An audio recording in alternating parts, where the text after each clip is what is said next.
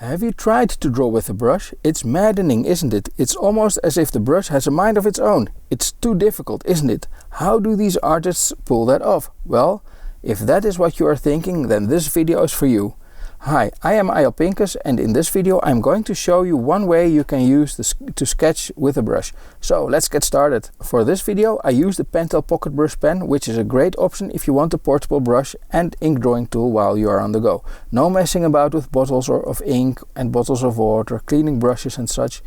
If you have seen the video on how to hold a pen, you may remember that I said that you should draw with a pen as if you are painting with a tiny brush. In this video I'm going to say the exact opposite.